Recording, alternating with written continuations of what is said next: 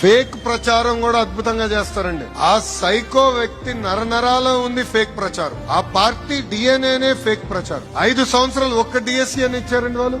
ఒక్క teacher post అని భర్తీ చేశారు. అసలు డిఎస్సీ అంటే తెలుగుదేశం పార్టీ, తెలుగుదేశం పార్టీ అంటేనే డిఎస్సీ. ఇప్పటికీ 2 లక్షల మంది ఉపాధ్యాయుల్ని డిఎస్సీ ద్వారా నియమించిన ఏకైక పార్టీ తెలుగుదేశం పార్టీ. నేను విద్యాశాఖ మార్చలేనప్పుడు నేను ఛాలెంజ్ గా తీసుకున్నా, ఒక్క కేసుకు పడిన పర్వాలేదు, ఎక్కడ స్టే రాకూడదు, డిఎస్సీ అద్భుతంగా నిర్వహించాలి. ప్రత్యేకంగా వర్టికల్ హారిజాంటల్ రిజర్వేషన్ అని చాలా కాంప్లికేటెడ్ సిస్టమ్ ఉన్నా కూడా 150 రోజుల్లో 150 కేసులు వేశారండి డిఎస్సీ పైన. ఎక్కడ కోర్టు డిఎస్సీని ఆపలేదు. ఏకంగా వాళ్ళు వేసిన కేసుల్లో 30% పక్కన పడేసింది కోర్టు. అది మనకున్న చిత్తశుద్ధి. ఈ రోజు నా పైన ఆరోపణలు చేస్తున్నారు. ఎస్, నేను ఛాలెంజ్ చేస్తున్నా జగన్ ని. టైం డేట్ నువ్వు ఫిక్స్ చేయి, నేను వస్తా చర్చికి, నువ్వు సిద్ధమా అని అడుగుతున్నా. అరే భయపడే బ్యాచ్ మాది కాదురా భయ్. దొంగ పేపర్ దొంగ ఛానల్ పెట్టుకుని నేను తిరగట్లా, రైట్ రాయల్ గారు తిరుగుతున్నా. మీలాగా దొంగ బతుకు మాది కాదు. ఏమని ఉంటే స్ట్రైట్ గా మేము మాట్లాడతాం.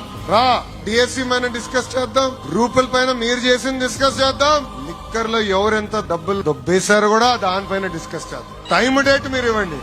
ఈ లోకేష్ మటుకు సిద్ధంగా ఉన్నాడు.